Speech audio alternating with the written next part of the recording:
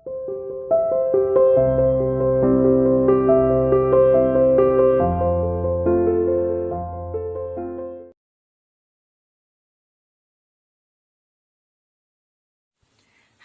Good morning बच्चों। Welcome to CR international school online classes. बच्चों, मैं आपके हिंदी की टीचर उपस्थित हूं आपके सामने आपको हिंदी पढ़ाने के लिए। बच्चों, आज की इस वीडियो को हम स्टार्ट करते हैं और करने वाले हैं आज की इस वीडियो में हम इस चैप्टर की एक्सरसाइज। ठीक है, लेकिन उससे पहले बच्चों मैं आपको बता देती हूँ, अगर आपने इस चैप्टर को अच्छे से रीड नहीं किया, इस चैप्टर की वीडियो नहीं देखी है, तो बच्चों आपको ये चैप्टर की एक्सरसाइज समझ में नहीं आएगी। यानी आप इसकी ना एक्सरसाइज कर पाओगे और ना ही आपको इसके क्वेश्चन आंसर समझ में आएंगे।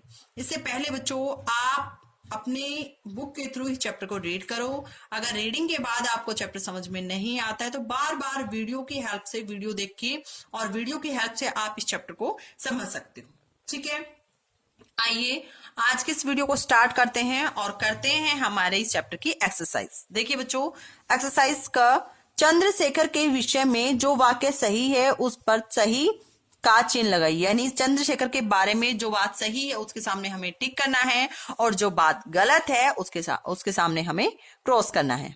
वे भारत को स्वतंत्र करवाना चाहते थे। यानी चंद्रशेखर आजाद जो थे वो भारत को क्या स्वतंत्र मतलब आजाद कराना चाहते थे। बिल्कुल आजाद कराना चाहते थे बच्चों। और किससे आजादी दिलाना चाहते थे? वो अंग्रेजों से भारत को मुक्ति दिलाना चाहते थे। तो ये वाक्य सही है, इसके सामने हमें टिक करना है। काकोरी कांड में चंद्रशेखर को फांसी की सजा दी गई। काकोरी कांड में चंद्रशेखर को फांसी की सजा बिल्कुल दी गई थी, लेकिन वो पुलिस के हाथ नहीं आए थे और वो भाग गए थे। ठीक है, बाद में पुलिस ने उन्हें पकड़ लिया था। ठीक है, अब इस पे भी हमें क्या करना है? टिक करना है। ठीक है, नेक्स्ट देखिए बच्चों क्या है। चंद्रशेखर आजाद की मृत्यु जलियांवाला बाग में हुई थी। क्या चंद्रशेखर आजाद की मृत्यु डेथ कहां पर हुई थी? जलियांवाला बाग में हुई थी? नहीं हुई थी बच्चों, अल्फ्रेड पार्क में उनकी डेथ हुई थी। यानी अल्फ्रेड पार्क में उन्हें पुलिस ने घेर लिया था। ठीक है, वहां उनकी मृत्यु हुई थी। तो ये क्रॉस है ये वाक्य, तो इसके सामने हमें क्रॉस करना है। नेक्स्ट है बच्चों, चंद्रशेखर आजाद ने जेल को अपना घर बताया। जब मजिस्ट्रेट ने उनसे पूछा तो उन्होंने अपना घर कहां बताया था? जेल को ही बताया था। तो ये सही के सामने हमें टिक करना है।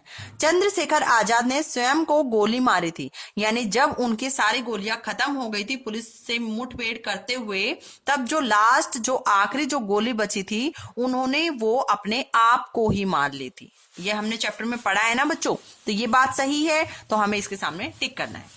नेक्स्ट देखिए बच्चों, निम्नलिखित प्रश्नों के लिए दिए गए उत्तर का सही विकल्प चुनिए। यानी जो क्वेश्चन आपके सामने दिया गया है उसके 3 ऑप्शन भी आपके सामने दिए गए हैं और आपको क्या करना है बच्चों? तीनों में से किसी राइट ऑप्शन को टिक करना है।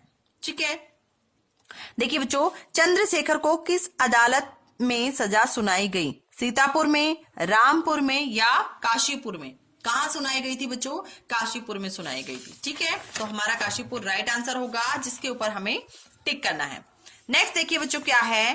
चंद्रशेखर आजाद ने अपना काम क्या बताया? यानी जब मजिस्ट्रेट ने उनसे पूछा तो चंद्रशेखर ने अपना काम क्या बताया था? भारत माता की सेवा करना बताया था? नहीं, भारत माता को आजाद कराने की साधना का मतलब इच्छा या कामना। बिल्कुल बच्चों, यही बताया था चंद्रशेखर आजाद ने, तो इस पे हम टिक कर देंगे। नेक्स्ट है बच्चों, भारत माता की जय जयकार करना। ये नहीं बताया था ना, ये सेकंड ख वाला जो ऑप्शन है हमारा सही है, इस पे हमें टिक करना है। नेक्स्ट है बच्चों, चंद्रशेखर को कितने कोड़ों की सजा मिली? यानी मजिस्ट्रेट ने उन्हें जो सजा दी थी वो कितने कोड़ों की दी थी? 15 कोड़ों की। ठीक है, यानी 15 कोड़े उनको मारकर उन्हें छोड़ दिया गया था। नेक्स्ट है बच्चों, सिपाही सत्याग्रहियों के साथ क्या कर रहा था? हंटर से मार रहा था, जूतों से मार रहा था या दोनों से? वो जूतों से ठोकरे मार रहा था ना बच्चों, तो हमारा इस पे टिक हो जाएगा। ओके, नेक्स्ट है बच्चों, देखिए बच्चों, चंद्रशेखर आजाद का जन्म भारत के किस राज्य में हुआ था? कौन से राज्य में चंद्रशेखर आजाद का जन्म हुआ था? मध्य प्रदेश में, आंध्र प्रदेश में या उत्तर प्रदेश में? हमने चैप्टर में रीड किया है बच्चों, कौन सा है? मध्य प्रदेश में।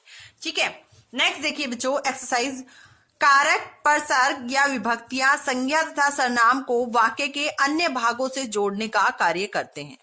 कारक विभक्तियों के बिना वाक्य अपूर्ण रहते हैं, यानी पूरे नहीं होते। जैसे मनोहर फिल इन द ब्लैंक्स, अपने मित्र फिल इन द ब्लैंक्स पत्र लिखा। अब इस वाक्य को पढ़ने के बाद बच्चों क्या हमें कुछ समझ में आया? बिल्कुल नहीं, क्योंकि ये वाक्य अपूर्ण है, वाक्य पूरा नहीं है, और वाक्य पूरा नहीं है इसीलिए हमें कुछ समझ में नहीं आ रहा कि ये वाक्य की सेंस क्या है। उपर्युक्त वाक्य में विभक्तियों के न होने के कारण वाक्य अपूर्ण है, यानी यहाँ विभक्तियों का लोप है।